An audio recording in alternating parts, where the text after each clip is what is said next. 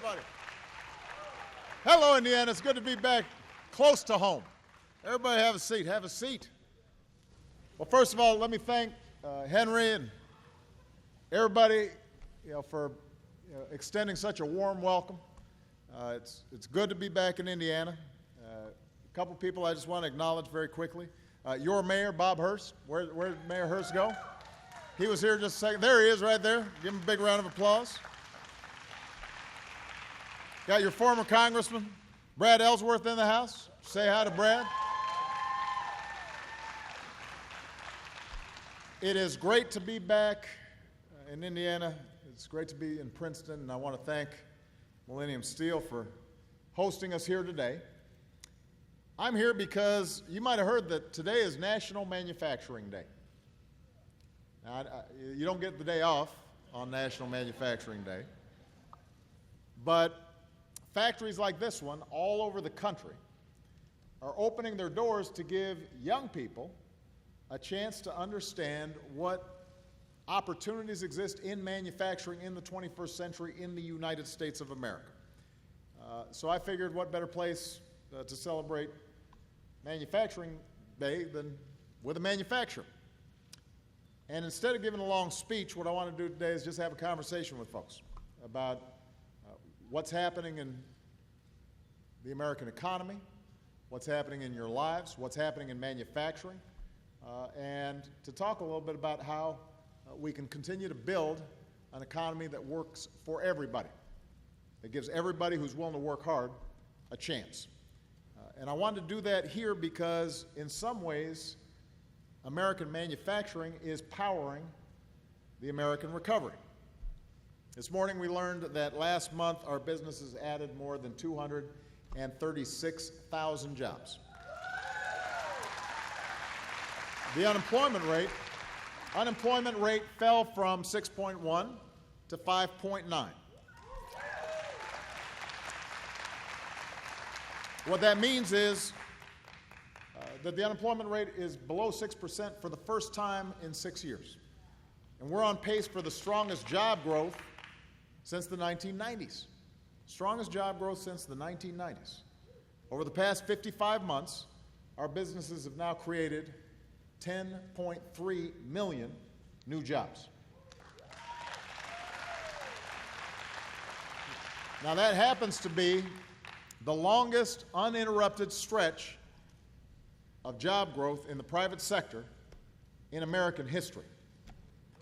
And all told, the United States has put more folks back to work than Europe, Japan, and all other advanced economies combined.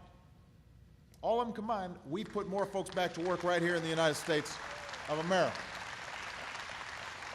So, this progress that we've been making, it's been hard. It goes in fits and starts. It's not always been perfectly smooth or as fast as we want, but it is real, and it is steady, and it is happening. And it's making a difference in economies all across the country. And it's the direct result of the best workers in the world, the drive and determination of the American people, the resilience of the American people bouncing back from what was the worst financial crisis since the Great Depression. And it's also got a little bit to do with some decisions we made pretty early on in my administration. So just to take an example, many of you know that the auto industry was really in a bad spot when I came into office. And we decided to help our automakers to rebuild, to retool, and they're now selling new cars at the fastest rate in about 8 years. And they're great cars, too. And that's helped a lot of communities all across the Midwest. And that's just one example of what's been happening to American manufacturing generally.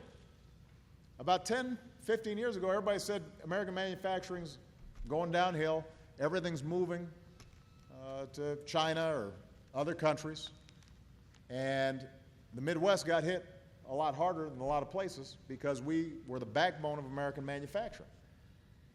But because folks invested in new plants and new technologies, and there were hubs that were created between businesses and universities and community colleges so that workers could master and get trained in some of these new technologies, what we've now seen is manufacturing driving economic growth in a way we haven't seen in about 20, 25 years. You know, because of the efforts that we've made, manufacturing as a whole has added about 700,000 new jobs. It's growing twice as fast as the rest of the economy. New factories are opening their doors.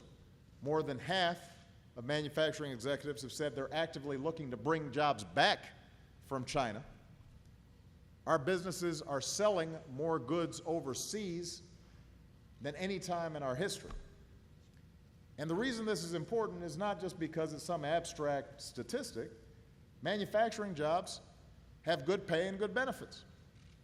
And they create a ripple effect to the whole economy because everybody who's working here at Millennium Steel, because you're getting paid well, because you got decent benefits, that means that the restaurants in the neighborhood are doing better. It means you can afford to make your mortgage payments and buy a new car yourself and buy some new appliances, and you get a virtuous cycle in which all businesses are doing better. To most middle-class folks, the last decade was defined by those jobs going overseas. But if we keep up these investments, then we can define this decade as a period, instead of outsourcing, insourcing, bringing jobs back to America. And when you ask business executives around the world what's the number one place to invest their money right now, for a long time it was China. Today they say the best place to invest money is here in the United States of America. Here in the United States of America. So there is a lot of good stuff happening in the economy right now. But what we all know is that there's still some challenges. There's still some challenges because there's still a lot of families where somebody in the family is out of work or isn't getting as many hours as they want. There's still a lot of folks who, at the end of the month, are having trouble paying the bills. And wages and incomes have not moved up as fast as all the gains we're making in jobs and productivity. Too much of the growth in income and wealth is going to the very top. Not enough of it is being spread to the ordinary worker.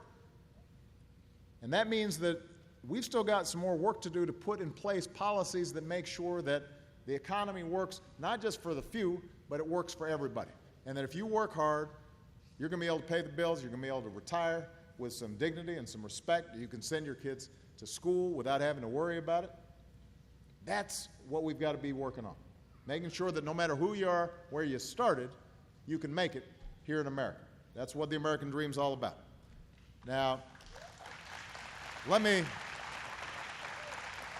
just close by saying a couple of things that I know would make a difference if we were doing them right now.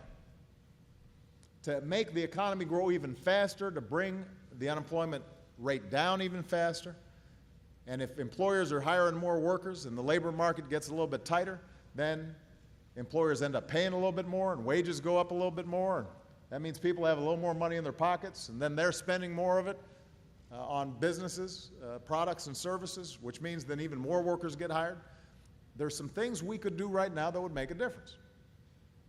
We should be investing in roads and bridges and ports and infrastructure all across the country. We've got a lot of stuff that was built back in the 40s and the 50s that needs to be updated, and if we're putting construction workers back to work, that means they also need some steel. They also need some concrete. It means you need engineers doing the work, and you need suppliers, and all that would give a huge boost to the economy and make it easier for businesses to deliver their products and services around the world. It would be good for our economy. That's something that we should be doing right now. And I've been putting proposals forward in front of Congress to say, let's go ahead and just start rebuilding all kinds of parts of America that need rebuilding. And nobody disagrees that they need to be rebuilt. The only thing that's holding us up right now is politics. You know, we should be raising the minimum wage to make sure that more workers, if they're working full-time, shouldn't be living in poverty. And we've got legislation going on right now that would call for a minimum wage of $10.10 an hour, which would mean that if you work full-time, you're not living in poverty. You can raise a family. And the good news is about 13 states and a bunch of cities around the country have gone ahead and done it without Congress, but it'd sure help if Congress went ahead and did it as well. Because right now, since I 2 years ago called for a hike in the minimum wage, about 7 million people have seen their incomes go up, but there's still about 21 million people who'd stand to benefit if we had a national minimum wage. And by the way, when you hear folks saying, well, if you raise the minimum wage, that's going to be fewer jobs, turns out the states that have raised the minimum wage have had faster job growth than the states that haven't raised the minimum wage. So this is something that would benefit families, but again, if folks have more money in their pockets, they're working hard, they go out and spend it. And that ends up being good for business, not just for the workers involved. We should be making sure that women are getting paid the same as men for doing the same work.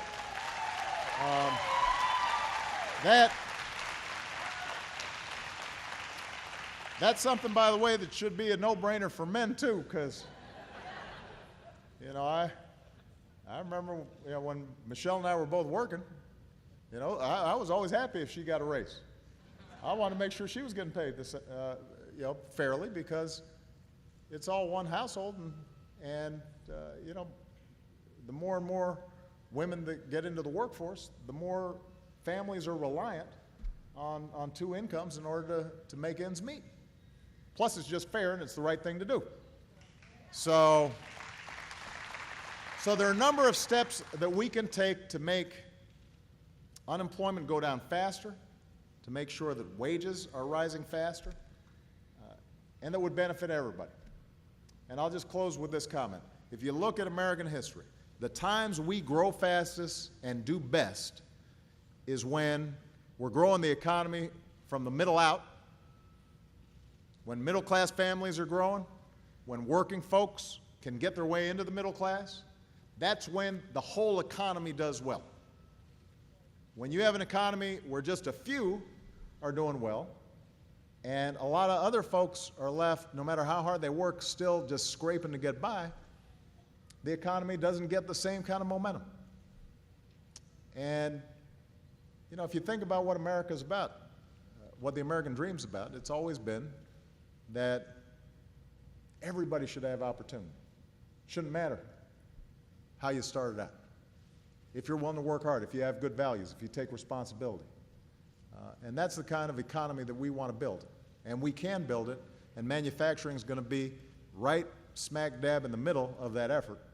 We've got to continue to build on the success we have. We're not going to rest on our laurels. We're going to keep on going until every single person who wants to find a good job out there can get a good job, and that America is competing against everybody else so that 21st century is the American century just like the 20th century was. All right? All right. So here's how we're going to do this. I'm going to just grab this mic. Anybody who wants to ask a question or make a comment, just raise your hand. There are probably some folks with mics in the audience. Wait for the mic so everybody can hear you. Stand up. Introduce yourself. Try to make your question kind of short, and I'll try to make my answers kind of short. That way we can get more folks in. All right? All right. Who wants to go first? Oh, and I'll go boy, girl, to make sure everybody, you know, it's kind of fair, kind of even. All right. This young man right here. Introduce yourself. Is it working? There you go. Alrighty, thank you for coming out today, President Obama. I'm with the University of Southern Indiana Manufacturing Club out here. Excellent. And my question for you is, can you share some specifics about the Rebuild America Act? I know you talked a little bit about that. Well, you know, we have about $2 trillion in deferred maintenance. I don't have to tell you because some of you probably hit some potholes and tried to figure out what the heck is going on, why aren't we fixing that road? But it's not just the traditional roads and bridges. It's also the infrastructure we don't see. Sewer systems, water systems. A lot of them are breaking down. Gas lines that we've been seeing in some big cities, those things start wearing out. Suddenly they actually pose a threat if they explode because they're just not in good shape. There's a whole bunch of new infrastructure that we should be building. So I'll give you a good example is our electricity grid. The way we transmit power, if we've got old electricity grids, what happens is a lot of the electricity leaks. A lot of the power leaks in the transmission from the power plant to, let's say, a factory like this one. And the more it leaks, the more that's driving up prices because it's not as efficient as it should be, and it's more vulnerable to blackouts. And in fact, if we built a smarter power grid, what's called a smart grid means that not only is it not leaking power, but it's also sending power in efficient ways during peak times so that we end up using less energy, which drives down consumer prices and is good for the environment. I'll give you one other example that I know everybody here will appreciate. We have an old, archaic air traffic control system. Some of you heard about what happened in Chicago. Some guy got mad. He was being transferred to Hawaii. Now, let me tell you, I've been to Hawaii. I don't know why he was mad about that. He sets fire to some of the facilities there, and suddenly folks couldn't get in and out of Chicago for a couple of days. In fact, I was in Chicago yesterday, day before yesterday. I did land in Gary because O'Hare was still somewhat restricted. But even setting aside that, turns out that if we revamped our whole air traffic control system, we could reduce the number of delayed flights by about 30%. We could reduce the amount of fuel that airlines use by about 30%, which means we could lower ticket prices by a whole bunch. It means that you wouldn't have 2-hour waits in the airport. And if you're flying for business, that's going to save you time and money. If you're just trying to get home to see your family, it means time spent with family instead of sitting in an airport buying stuff that's really expensive. The whole economy would be more efficient if we do it. So the good news is it's the best time for us to rebuild our infrastructure because there are still a lot of construction workers out of work. A lot of contractors, it's not like they got so much business, which means they can do the work on time, under budget, interest rates are low. If we spent, let's say, the next 10 years just saying, we're just going to rebuild all across America, old infrastructure and new infrastructure, then not only would we give an economy a boost right now, but what we'd also do is lay the foundation for even more economic growth in the future. It's a smart investment, and we should be doing it. So what I've proposed is let's close some tax loopholes that exist right now that in some cases are incentivizing companies to send money overseas and profits overseas instead of investing here in the United States of America. Let's close those loopholes that aren't good for creating jobs here. Let's take some of that money. Let's use that to rebuild our infrastructure. Makes good sense. But Congress hasn't done it yet. Not because it's not a good idea. Infrastructure is not partisan. That's not a Democratic or a Republican thing. That's just a common sense thing. Eisenhower built the interstate highway system. Lincoln, first Republican president, helped build the Transcontinental Railroad. You know, traditionally, everybody's been in favor of infrastructure because it powers our economy. It's part of what made us an economic superpower. We got to get back to that kind of mentality. All right. Young lady right here.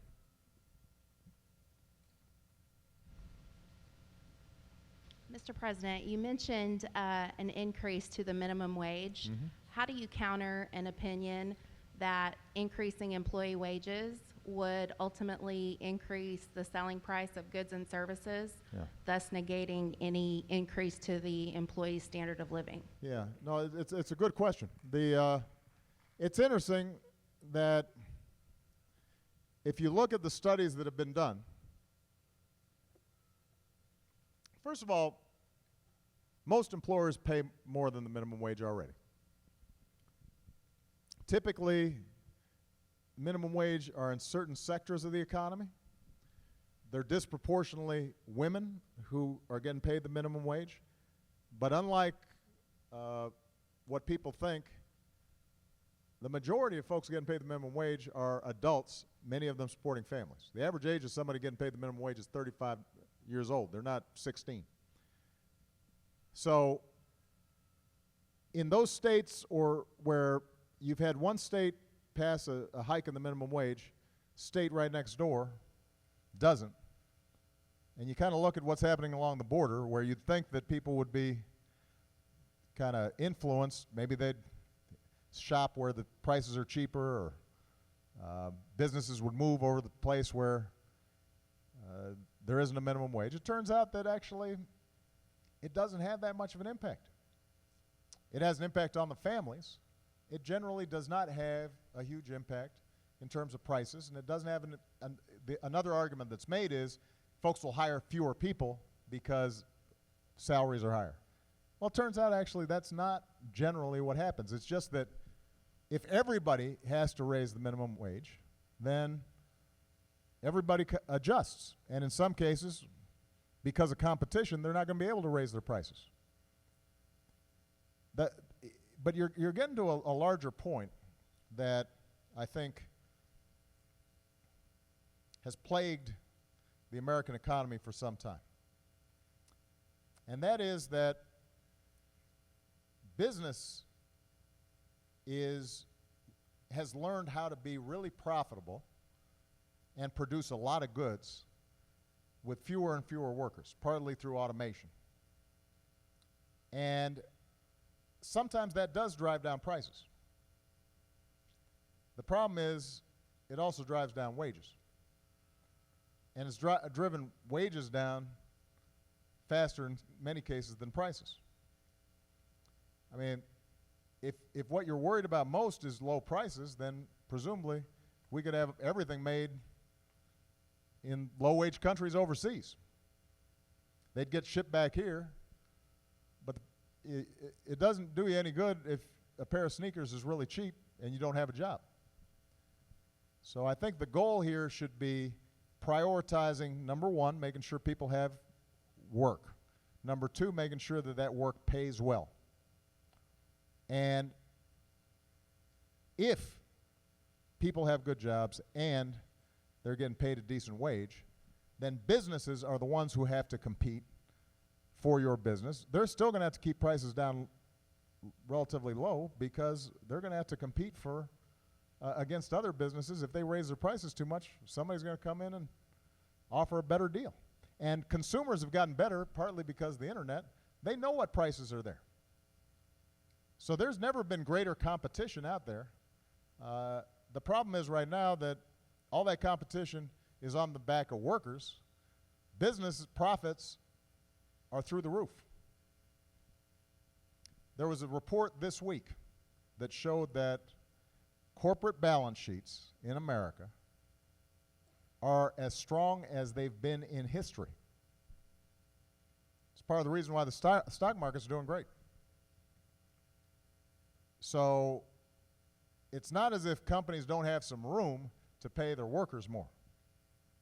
They're just not doing it. And a greater and greater share has been going to the corporate balance sheet, and less and less of a share is going to workers. So don't let folks tell you that companies right now can't afford to provide their workers a raise. The reason they're not giving their workers a raise is because, frankly, they don't have to. Because the labor market's still somewhat soft, and people are afraid that, you know, if I leave this job, I may not find something. The good news is, as the unemployment rate comes down, there are fewer workers looking for jobs, and that means companies have to start bidding up wages a little bit. The market will take care of some of this, but having a minimum wage that is a little bit higher, that's also going to help. Last example I'll give, by the way, Costco. I assume there are some folks here shopped at Costco before. Costco has the best prices around, right? Starting salary for a cash register operator, $11.50. Maybe it's $11.35. Starting wage. And by the way, even before the Affordable Care Act, Costco gave everybody health care. But they've been growing just as fast as folks who don't pay the minimum wage and don't provide health care benefits. Their stock has done great.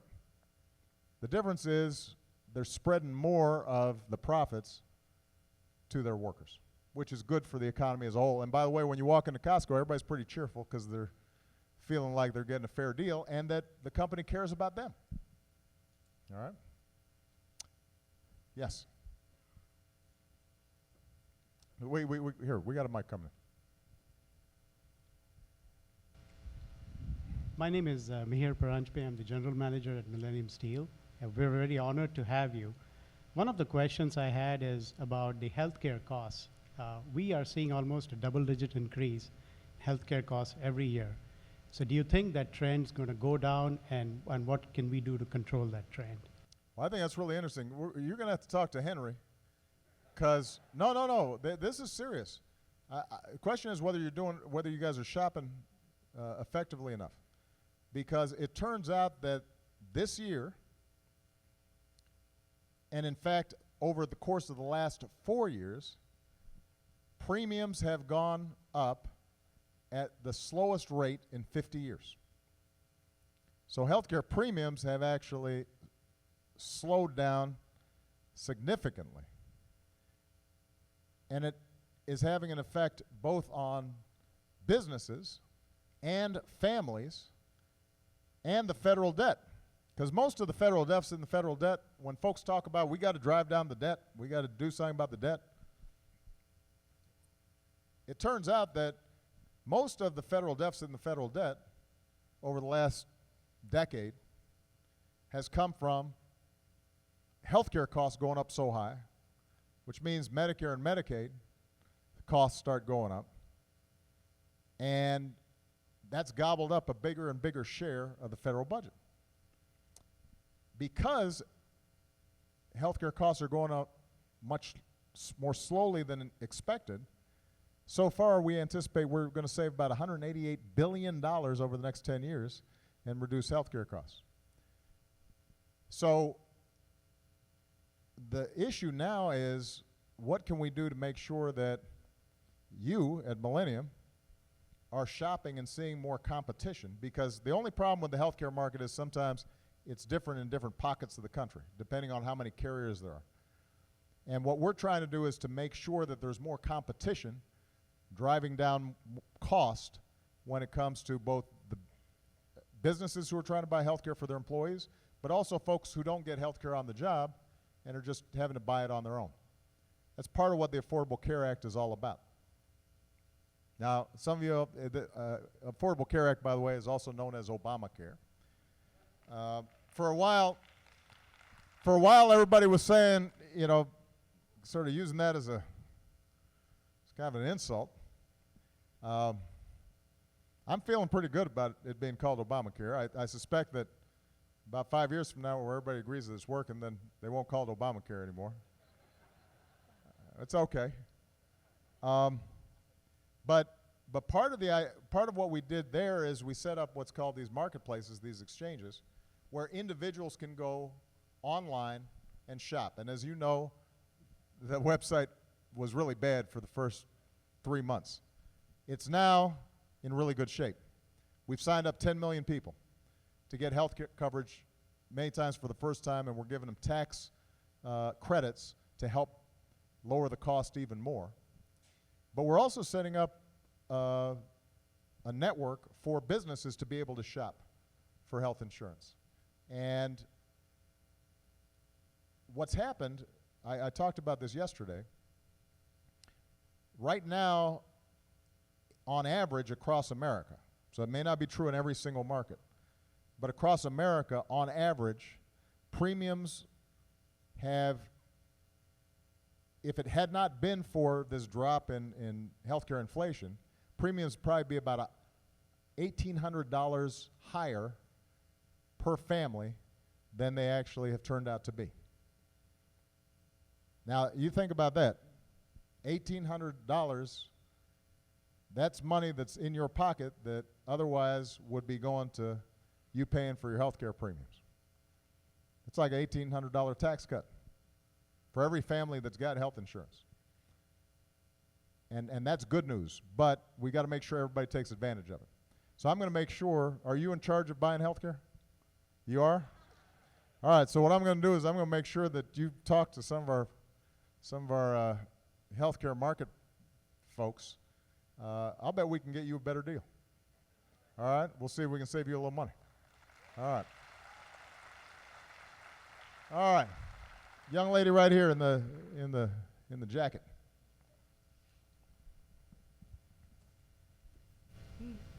Good afternoon. My name is Connor Perry. I'm in the 8th grade at the Lexington School in Lexington, Kentucky. Well, it's so nice to meet you. Nice to meet you, How are too. you? You're in 8th grade? Mhm. So you're tall and pretty just like Malia and Sasha. Yes. There you go. I was wondering what are some actions we could take to put people in rural America to work? That's a great question. The rural economy has actually done extremely well compared to the rest of the economy over the last couple of years. The main reason for it, first of all, we got the best farmers in the world, and we're the most productive agricultural system in the world. So our crops are really good, and we produce a lot. And weather's been pretty decent, and I just talked to my friend. Where's Skates? There he is. Runs a good buddy of mine, the Skates farm over on Illinois side. Said best crops you've seen in a while, huh? Ever. So that's the good news.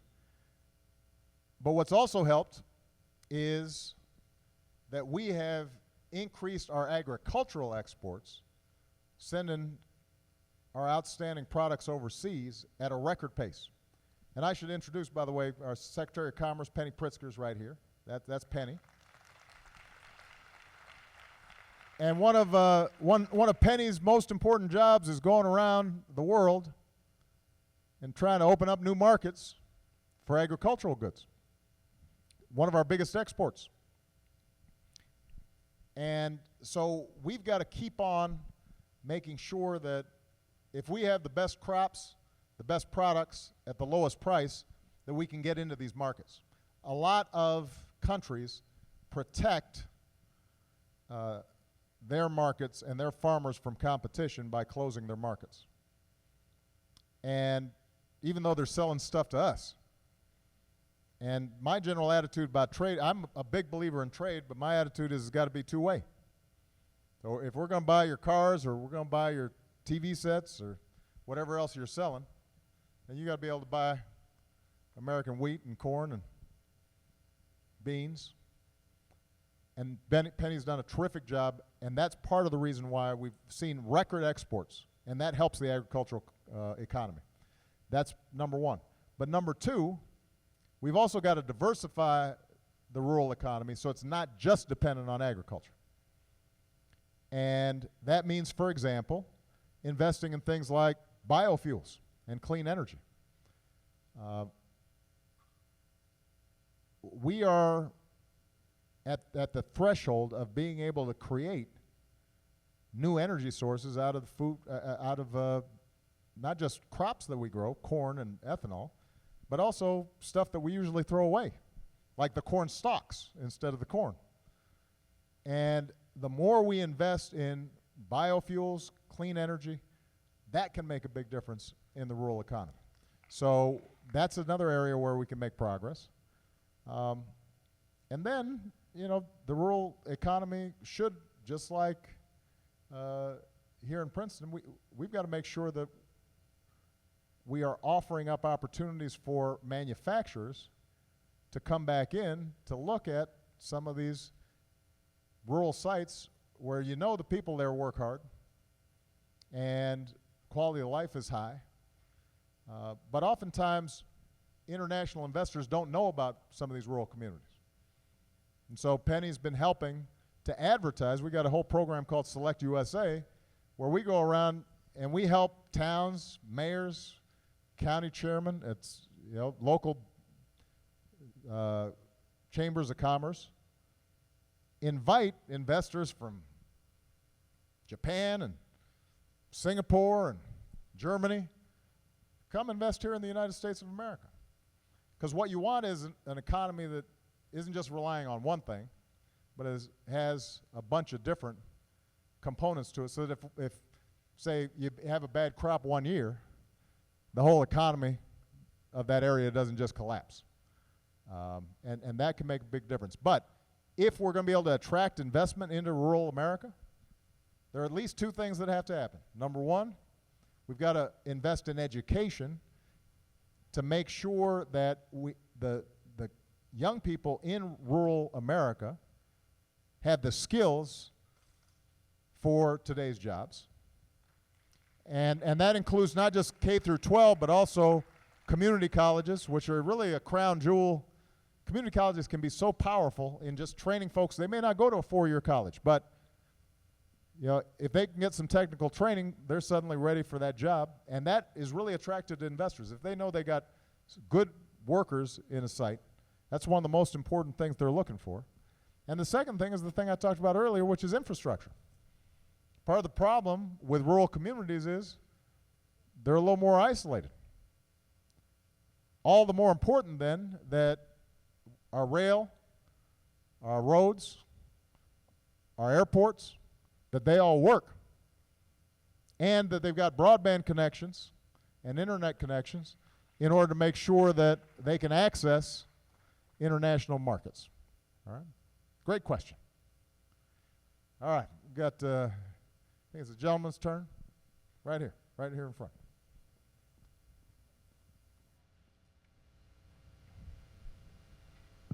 Hello, Mr. President. Thank you for coming. I hope I've got this right. It is your wedding anniversary today. Mm-hmm. So happy that anniversary is correct. to you and Michelle. Thank you, sir. Thank you. Thank you. Thank you. 22 years she's been putting up with me. Had a young man, a friend of mine, just got married. And I told the bride, wonderful young lady, I said, it takes about 10 years to train a man properly. So you got to be patient with him, because he'll screw up a bunch, but eventually, we learn. It's just it takes us a little longer. We're not as smart. So Michelle's been very patient with me. Thank you very much. That's very kind of you. Young lady right here.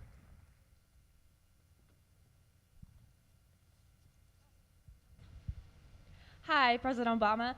I'm from Indiana State University, right here. Yeah, Indiana State. Representing. I just had a question. Recently on the media, we have been hearing a lot about the EPA system and the war on coal. What are your feelings on that?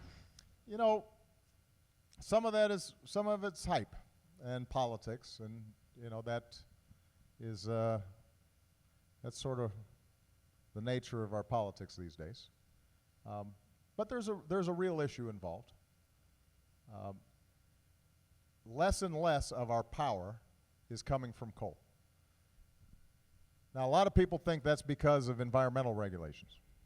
And the truth of the matter is that there's some environmental regulations that have had an impact, mainly because what it's said to the power plant operators is you've got to be more efficient and you can't send as much pollution into the air. So if you're using coal, you got to figure out how can we get smart coal technologies that capture some of the pollution that's being sent up put it underground, store it. Some of that technology is developing, but it's not quite there yet. But actually, the main reason that power plants in America are using less coal is because natural gas is so cheap. So the real war on coal is natural gas, which, because of new technologies, we are now extracting at a rate that is unbelievable. There's about 100 years supply of natural gas underground here in America. We are now the #1 natural gas producer in the world. And by the way, we're also producing more oil than we import for the first time in almost 2 decades. So some people don't realize the #1, you know who the #1 oil producer in the world is? It's us, the United States of America. So we're producing more oil than ever. We're producing more natural gas than ever. And natural gas we're producing so much that when new power plants get built, it's cheaper for them to run on natural gas than it is on coal. So, you know, that obviously causes some hardship in communities that traditionally relied on coal. There are 2 things we need to do. #1 is, and my administration has been hugely supportive, we put a lot of money into developing these new technologies to make sure we can burn coal cleaner than we have. And the second thing that we need to do is to make sure that some of the new opportunities in clean energy and in natural gas and other energy-related industries, that they locate in places that used to have coal or used to be primarily coal country. And, you know, because the trend lines are going to be inevitable. Because if you burn coal in a dirty way, that's going to cause more and more pollution, including pollution that causes climate change. You're going to see more and more restrictions on the use of coal, not just here in the United States, but around the world, which means that we've got to get out in front of that and make sure that we've got the technologies to use coal cheaply, and we got to be able to send those technologies to other countries that are still burning coal. Because there are going to be countries like China and India and others that still use coal for years to come. They're poor, and they're building a lot of power plants quickly. They don't have as much natural gas as us. So they're going to be interested in figuring out how can they use their coal supplies and how can they import our coal. But if we're doing a good job giving them technologies that allow them to burn it clean, then it's a win-win for us. Not only are we able to then sell coal to them, but we're also selling the technology to help them burn it in the cleanest way possible. We've been making those investments, and we got to keep on making those investments in order for us to get ahead of the curve. Right? Great question. All right. Gentleman back there in the tie. There aren't that many ties in here, so there you go.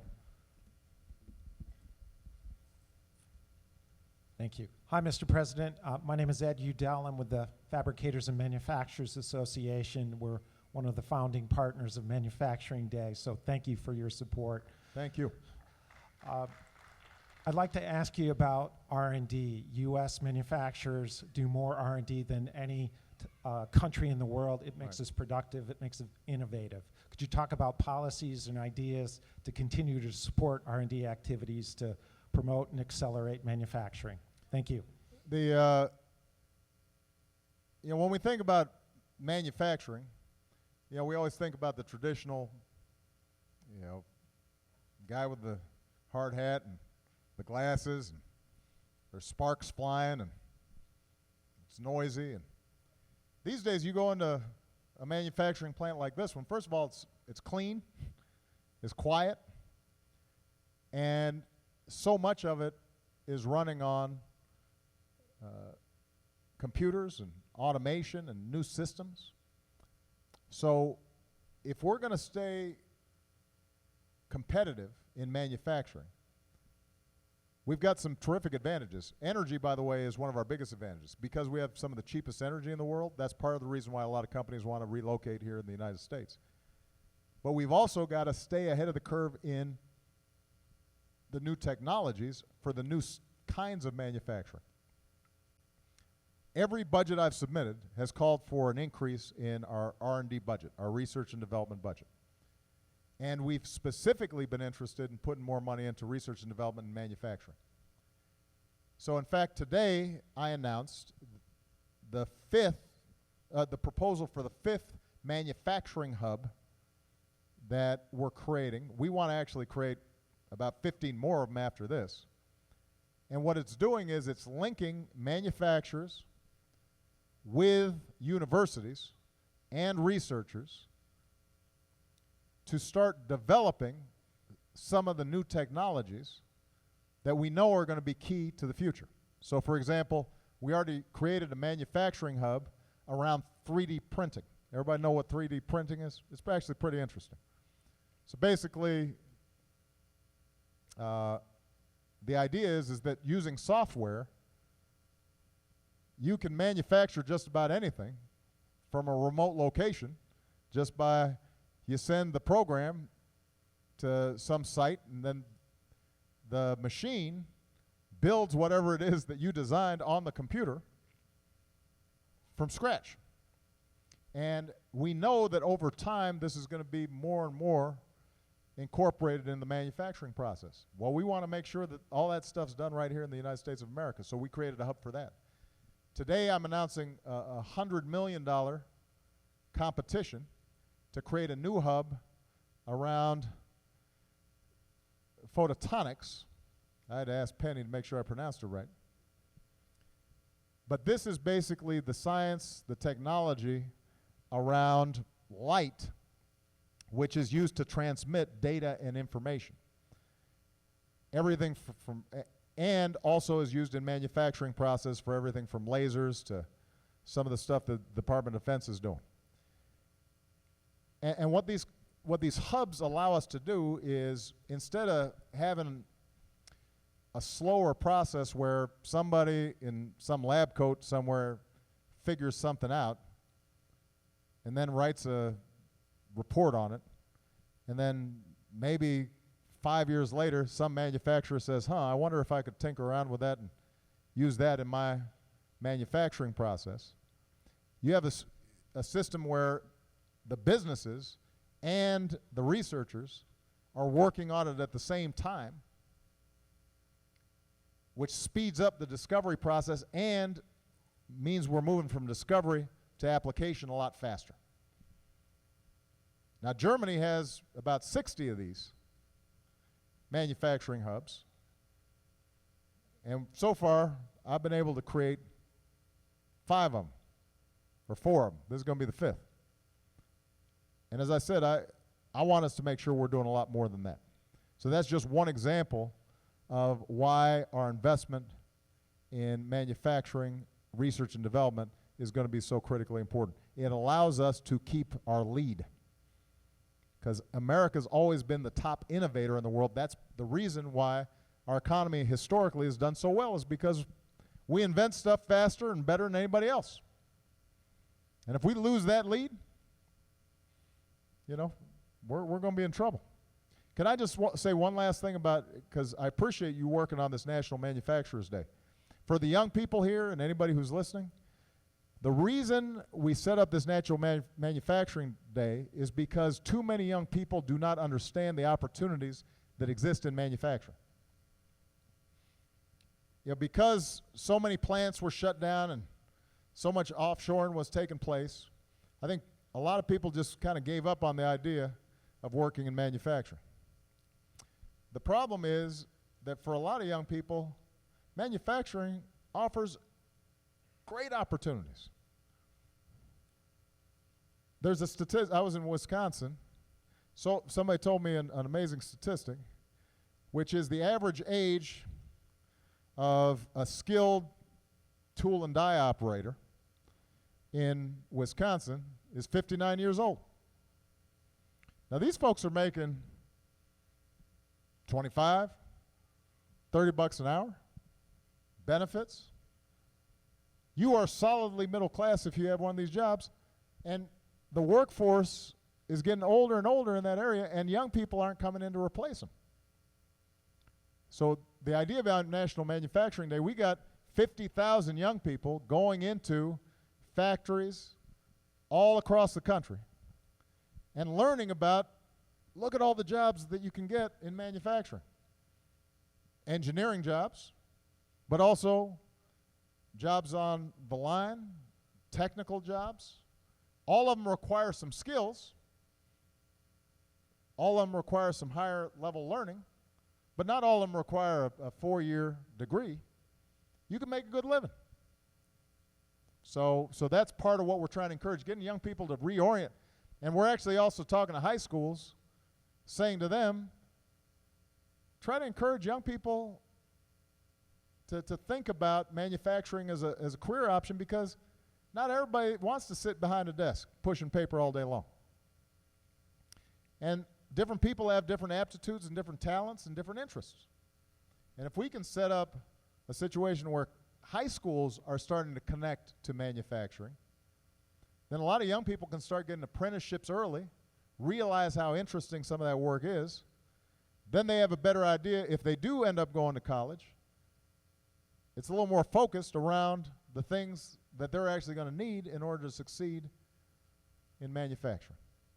So thank you for participating in that. It's really important. All right. We've got, how much more time do we have? I just want to make sure I'm not, we'll make it 2. We'll make it 2. That young lady right there. Yes, right? You, yes. All right, hold on. Let's make sure we get the microphone here.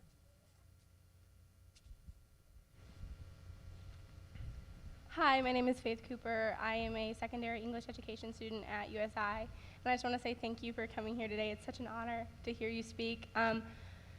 Being in the job force in the next couple of years, I'm worried about equal pay as a woman. So you've talked a little bit about that. How can we get there? What can we do to get equal pay for women? Well, it's a great question. Here's the statistics, first of all. Women on average make 77 cents for every dollar a man makes.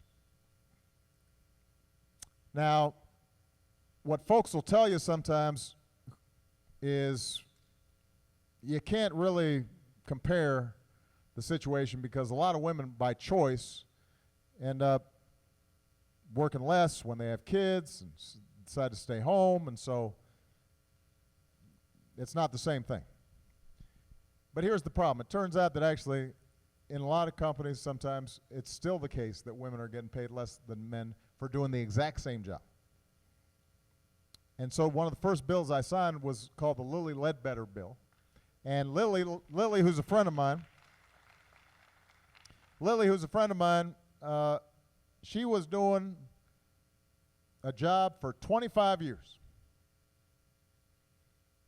And about 20 years into it, just happened to find out that for that whole time she had been getting paid less for doing the exact same job that the man had been doing. And when she tried to sue to get her back pay, the court said, well, it's too late now because statute of limitations run out. She said, well, I just found out. Well, it doesn't matter. So we changed that law, and that was the first thing that we did. What we've also done is, through executive action, what I've said is any federal contractor who does business with the federal government, you've got to allow people to compare their salaries so that they can get information about whether they're getting paid fairly or not. There is a fair pay bill that's before Congress, but so far it's been blocked by the House Republicans. It hasn't come up for a vote. We need to keep putting pressure on them to get this done.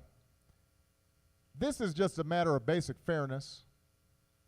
I don't think my daughters should be treated any different than somebody else's sons if they're doing a good job. They should get paid the same. But it's also a matter of economics. As I said before, more and more women are the key breadwinner in a family. And if they're getting paid less, that whole family suffers. So this is something that we have to take care of. I do want to mention, though, going back to the first argument, people saying that women make different choices when they have children. Well, part of the reason they have to make different choices is because we don't have a good child care system.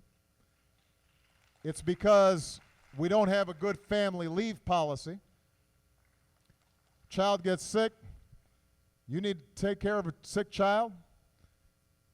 You can get unpaid leave under the Family Medical Leave Act, but what if you can't afford to give up that paycheck that day? Or you got an ailing parent. They have to go to the doctor one day, they don't drive, you need to drive. You need a day off. But if you take the day off, now you can't pay your rent. So there are family-friendly policies that we could put in place, and some states are doing so, improving child care, especially early childhood education, by the way, which we know every dollar we invest in that makes our kids do better in school the whole way. But it also, so it's good for our education system, but it's also just good for parents. Somebody mentioned, my wedding anniversary. I can tell you the toughest time when we were married was when our kids were still small. And I was working, and Michelle was working, and sometimes I'd be out of town, and the babysitter doesn't show up, and suddenly Michelle's having to scramble, and I promise you when I get home, it's rough. But we were actually in a pretty, we were professionals, we were both lawyers, we were in a better position to get help than most families, but it was still hard. So the more we do on early childhood education, high quality daycare, making it affordable for families, family leave, those family-friendly policies, that will help make sure that women are able to take care of their families and pursue their professional careers and bring home the kind of paycheck that they deserve. We need to do both. It's not a choice between one or the other. We have to do all those things. All right, I got time for one more question. Gentleman right here in the blue. My name is Mr. President, I would like to thank you also for visiting. My name is Randy Perry, this young lady's father. I do have a small manufacturing company in rural America, but how do you speak to us small manufacturers that want to raise the minimum wage, right, but we have to compete? Well, as I said before, the first thing we need to do is to make sure that the economy as a whole is strong. Because remember what I said, when the economy is strong as a whole, there's more demand for workers. That gives workers more leverage to get pay raises. The same is true for businesses. When demand is high for whatever product you're producing, then you can afford to charge a little bit more. And, and the truth of the matter is that for a lot of small businesses, there's going to be more pressure than large businesses when it comes to wages because you just don't have as much margin for error. But overall, our economy is going to do better and small businesses do better when there's greater demand out there for products and services. And there's greater demand for products and services if people have money in their pockets.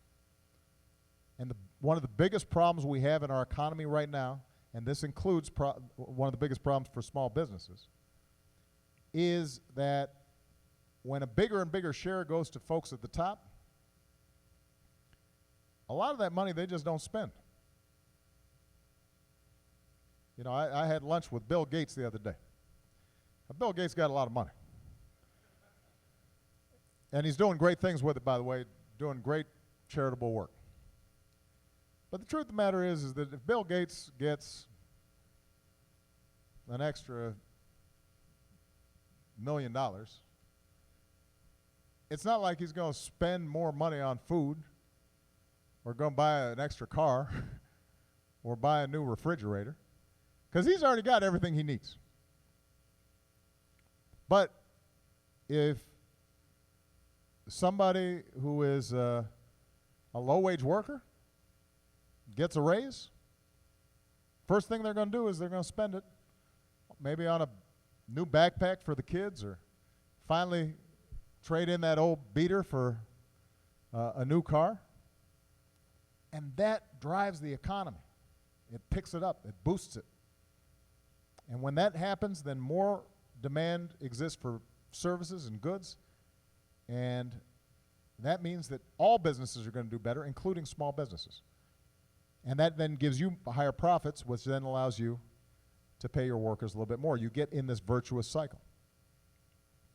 And this is part of the argument that I've been having with my good friends in the Republican Party for quite some time. You know, if you look at the policies we've been pursuing and proposing, investing in research and development, rebuilding our infrastructure, making sure that college is more affordable, improving child care, fair pay legislation, increase in minimum wage. I can point to evidence that shows that that's going to put more money in the pockets of middle-class families, that's going to increase growth at a faster pace, and the economy as a whole is going to do better. And their main response typically to me is two things. One is they'll say we got to get rid of regulations. Except the problem is, for example, the last big crisis we had was precisely because we didn't have enough regulations on Wall Street, and folks were selling a bunch of junk on the market and doing reckless things that ended up costing everybody something. And then the second argument that they make is we need more tax cuts for folks like me who make a pretty good living, folks at the top. And I've got to tell you, you know, there's no evidence that that's going to help middle-class families. There's no evidence for this trickle-down theory that somehow another tax cut for folks who are already making out like bandits over the last 20 years is going to somehow improve the prospects for ordinary families. It just doesn't exist. They keep on repeating it, but they don't show that that's actually going to help the economy. That's not going to help you. It's not going to help you. And it's not going to help Millennium, and it's not going to help your business. So, you know, I made a speech yesterday at Northwestern, and what I just said is, just look at the facts. Since I've been president, unemployment has gone down from 10% down to now 5.9. The deficit has been cut by more than half. Our energy production is higher than it's ever been. Our healthcare costs are slowing. More people have insurance. High school dropout rate has gone down. Graduation rate's gone up. College attendance rate has gone up. Our production of clean energy has doubled. Solar energy has gone up tenfold. Wind energy has gone up threefold. Exporting more than we ever have in history. Corporate balance sheets are doing great. Stock market, all-time highs. Housing market, beginning to recover. There's almost no economic measure by which the economy as a whole isn't doing significantly better than it was when I came into office. Now those are just facts. I mean, you can look them up. I'm not making it up. That's one thing about being president. If I stand here and say this, all these folks are filming me, so they'll go and check. So that's the truth. But what is also true is that wages and incomes have continued to be flat, even though the economy is growing and businesses are making more money. So what that tells me is the one thing that's holding things back, the one thing that people are still concerned about, and the one thing that if we could change would really give more confidence to the economy and boost it, is if wages and income start going up a little bit. If all the productivity and profits, if we start sharing that a little bit more with more folks, and ordinary families start feeling like they got a little bit of a cushion, that will be good for everybody. Because that's the one thing that really we haven't seen as much improvement on as we need. And so what everybody should be asking is, how do we increase wages? How do we increase incomes?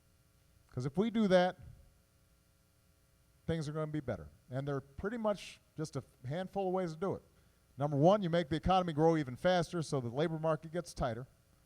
Number two, you pursue policies like a higher minimum wage or making sure that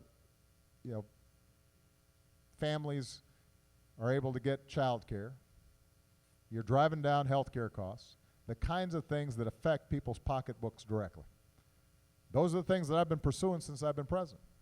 And those are the things I'll continue to pursue as long as I have this great privilege of being president. Thank you so much, everybody. God bless you. Appreciate you.